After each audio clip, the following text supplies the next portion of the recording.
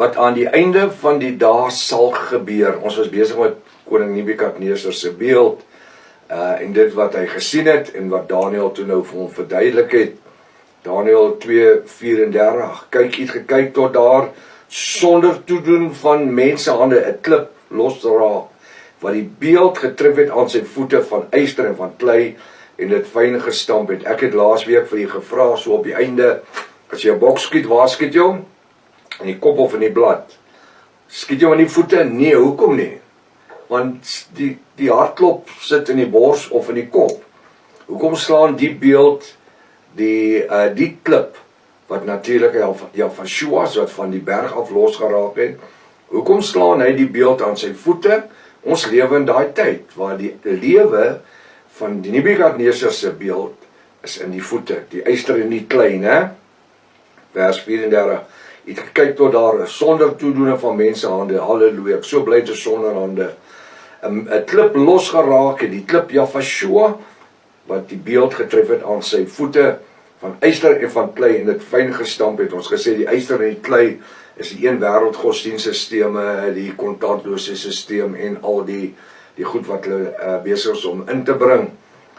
En dit kleef nie aan mekaar nie. Vers 35, toe is tegelijkertijd die yster, die klei, die koper, die silwer, die goud fyn gestamp, en dit het so skaf geword van die dorsvloer in die winter, wat die wind wegneem. Daai wind is die ruach-wind.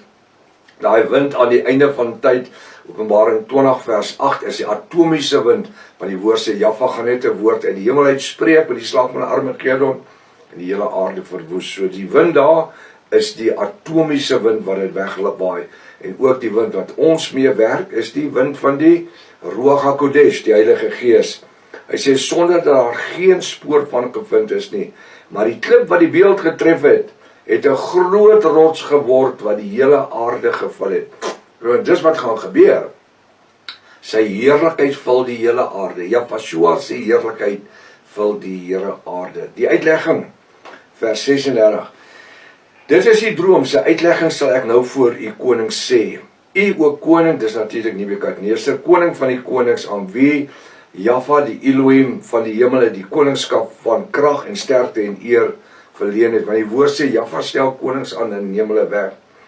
En in wie se hand hy die hele bewoonde wêreld, die mensekinders, die diere van die veld, en die voëls van die hemel gegee het, sodat hy u as heersers oor almal aangestel het, en die is die hoof van goud.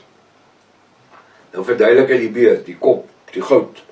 Hy sê, en na u sal daar 'n ander koninkryk opstaan, geringer as die van u, met ander woorde die skouers, Mede-Perse, geringer as die van u, daarna ander, dis Griekland, dis die derde koninkryk van koper, wat oor die aarde sal heers, en die vierde koninkryk, met ander woorde die lendere, hy sê, die vierde koninkryk sal hard wees soos yster, juis, omdat ysters alles fynstamp en verpletter, met ander woorde, ons het gesien, as jy die Romeinse geskiedenis ken, van 300 voor Jafashua, dis Jesus Christus, hy sien dat, hulle het als vermorsel voor hulle, hard soos yster, geen genade gehad, vir die lewe van 'n mens nie, niks.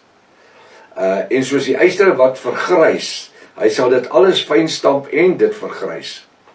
Vers 41, en dat die voete en die tone soos u gesien het, deels van pottebakkersklei en deels van yster was. Dis is wat? Pottebakkersklei en yster. Dit sal 'n verdeelde koninkryk wees.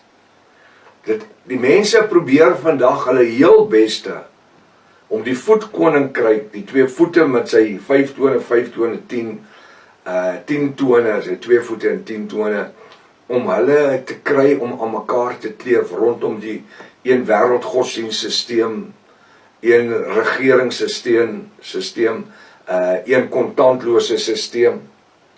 En dat die voete van tone, soos jy gesien het, deels van pottebakkersklei, deels van yster was, dit sal 'n verdeelde koninkryk wees, en van die hardheid van die yster sal daarin wees, ja, omdat u die yster met die kleigrond gemeng gesien het.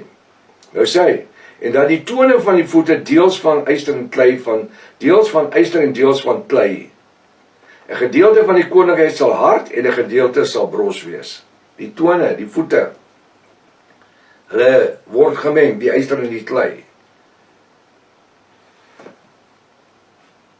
Nou verduidelik hy in vers 43, dat u die gemengde, dat die yster gemeng met kleigrond gesien het, hulle sal deur menslike gemeenskappe, VVO, onder mekaar vermeng raak, maar hulle sal nie aan mekaar vaslewe nie. VVO en die Rooms-Katholieke godsdienstsysteem, because she is called the mother of all churches. Net soos die yster nie met die klei meng nie. Selfde storie, jy meng aan mekaar, hulle is groot vriende, hulle preek op mekaar se kansels, en hulle bedien nagmaal saam, en party van die protestante kerk het nou al beeldjies van Moeder Maria en Liewe Jesus in 'n portale gesit. Dis nie Liewe Jesus en Moeder Maria, en ek wil net vir jou sê, dis Semiramis en Nimrod.